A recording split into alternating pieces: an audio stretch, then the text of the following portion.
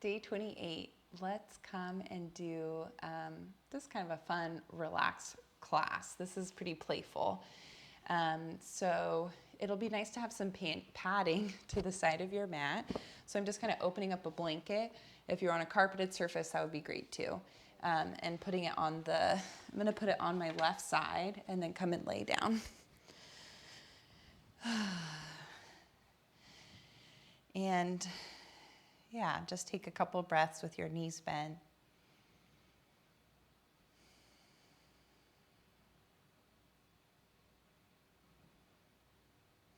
And then with a stable torso, hug your knees into your chest.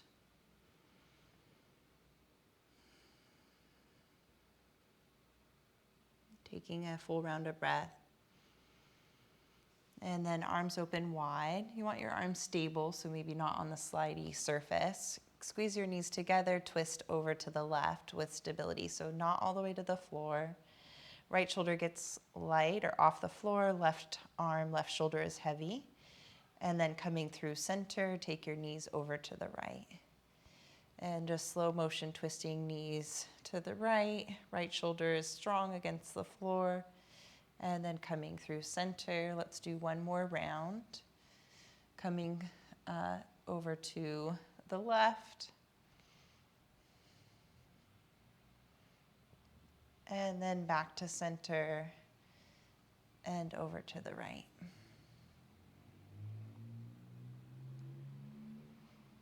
And then at center, slowly, like your feet are little tooth feathers, they land silently on your mat.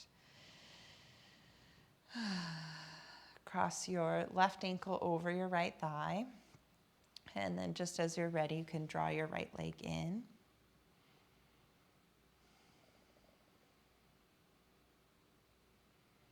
And feel your weight a little bit broad towards the right side of your pelvis, your collarbones wide.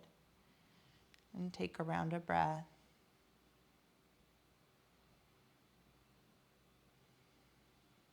Good. And then we'll release and come to the second side. Crossing right ankle over. Again, now you can draw the left leg in. You could also put a prop under your foot. And your weight's a little bit broad to the left side of your pelvis.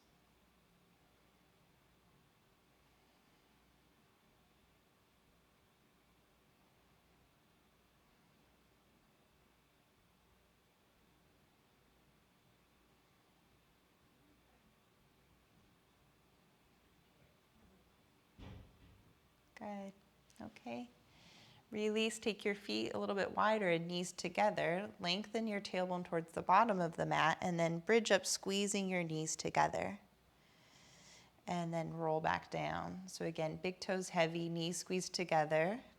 Tailbones lengthening up towards the backs of your knees as you bridge up. Go for a stretch at the front of the hip and really waking up your hip flexors and, your hamstrings and your outer hips. From here, you'll bring your feet hips distance and a little bit out from you.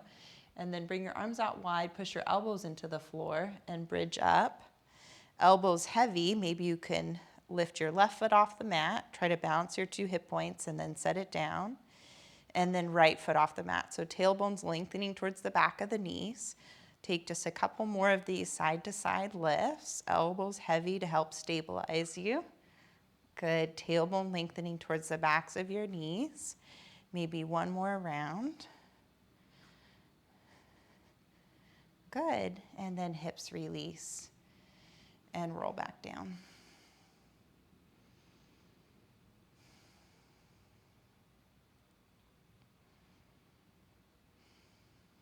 Okay. From here, we'll hug the right knee in and slide the left leg long and take your hands behind the right thigh to reach your right foot up to the ceiling. So you're kind of pushing your thigh against your hands. Roll your outer right hip towards the bottom of your mat and then lengthen the back of your neck long. From here, release your arms open wide to the side and then do this, as big of a movement as feels good to you. So stable torso, take your leg open to the right. And then lifting back through center, cross your midline and over to the left. Your pelvis can move as much or as little as you'd like. Okay, so this is kind of a tick-tock action. Let's do that 2 more times. Open to the right, strong torso, taking your leg over to the left. Pelvis can start to turn, that's up to you. And then 1 more time, we'll go to the right. Long back of your neck, arms have some weight, core is on.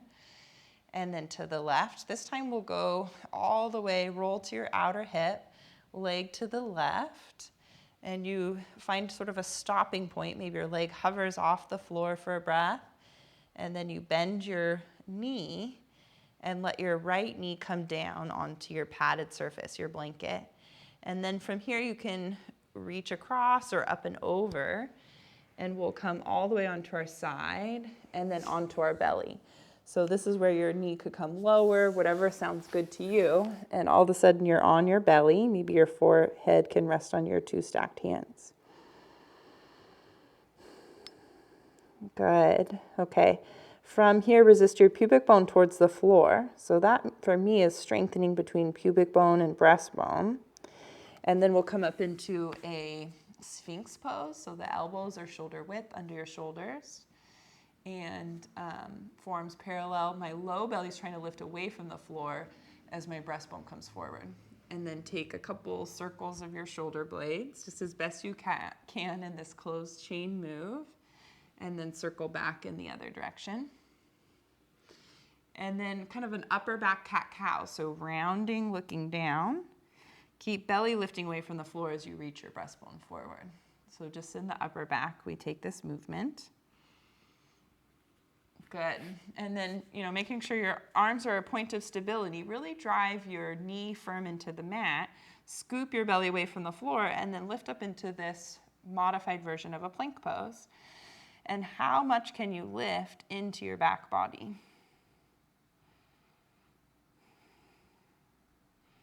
Good. And then slowly coming back down. Now we're going to roll back onto our backs. So we lay down, you kind of slide your left arm out and under, and you eventually come onto your back. Let's do that 1 more time. Tick-tock your leg open to the right, strong, stable torso, and then across to the left. Make sure your blanket's still there. You'll come and bend your knee. You can roll onto your belly, taking your arm up and over. And then into your Sphinx pose, reaching the breastbone forward. Lift the low abdomen away from the floor, and then look and peek at your bent right knee. Then just look back over your left shoulder and do that side to side looking. And then back to center. Scoop the belly away from the floor and then keep rolling up through your spine, lift into your upper back. So again, we're in this modified plank position. And then see, can you really strengthen your left elbow and your right knee? And maybe the right knee is too slidey to do this, but could the right elbow be light, or even reach forward with your right hand like you were trying to grab your yoga block that's just out of reach there. Widen your left shoulder blade. Good. Right elbow down, lowering back down. I keep wanting to call it Shalabhasana, but this is a Sphinx. And then release, roll onto your back, and then lift your right leg through center and relax in Shavasana. Stretch your right leg out long and take a couple breaths.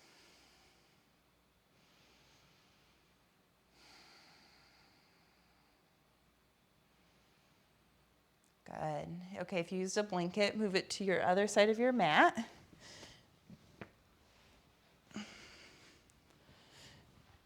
And then, let's see.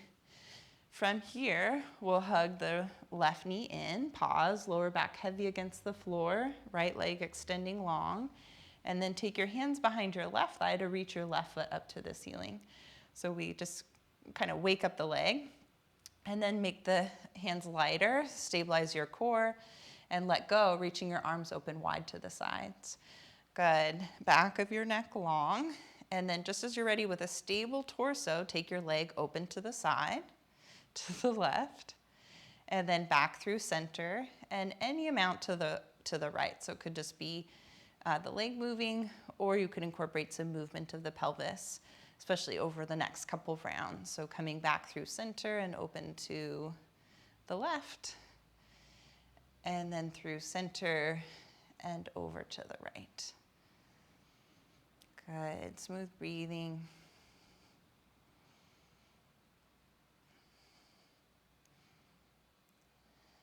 And we'll do one more of those before we play with rolling onto our belly. So one more time, your leg opening to the left, and then through center and to the right, rolling to your outer right hip, find the twist, and then you'll bend your knee and let your knee come all the way to the blanket. Maybe your left arm sweeps overhead, and you transition onto your belly. Two hands can stack under your forehead.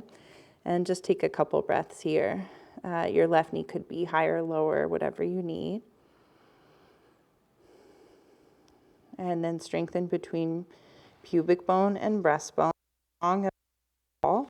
And then we lift up from there into the Sphinx position. So forearms parallel, your elbows roughly under your shoulders. And again, let's shrug the shoulders a few times in big circles. And then circling back in the other direction, low belly is strong. Good.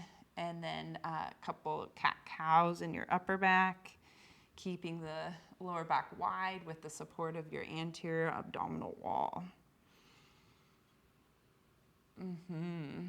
Good. And then from here, it's almost like a wave like cat-cow of really lifting the low belly away from the floor, pressurizing your elbows, your left knee, your right knee, and coming up. And the zones of support especially are your right elbow and your left knee. So this is kind of reflecting the way we evolve in our movement patterns from babies, first learning to crawl. And this is just kind of getting back into that, pattern that we established way long ago. Okay, coming down, keep that strength of the low abdomen and come into Sphinx again. Good. And then rolling back onto your back. Ta-da! Let's do one more time. Tick-tock your leg open to the left and then across your body into the right. Circling maybe your arm up and overhead and transitioning onto your belly. So this can just be a great way to, reconnect with the way we have evolved to move and, moving well in this very coordinated way.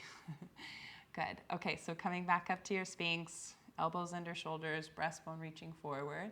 Low belly lifts a little bit away from the floor so that we are just focusing on the upper back bend. And then just peeking over your shoulders, side to side. So looking out over your bent left knee and then over your right shoulder. Good. And then again, finding that strength and stability to coil up away from the floor. Left knee heavy, right elbow heavy, left arm heavy. And so for a baby, this is very intuitive. They just kind of know this. But sometimes as adults, we lose this. Like when I first started to try to do this, it would be confusing even like, oh, what elbow is supposed to lift here?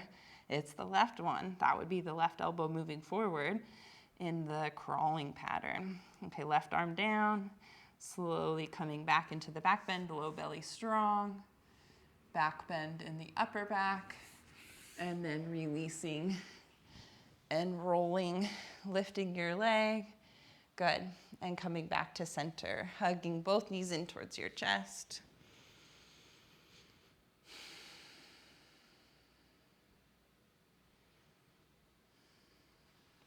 And then Shavasana, reaching your legs out long, arms open as wide as you need to feel your shoulders relax. Just taking a couple breaths here.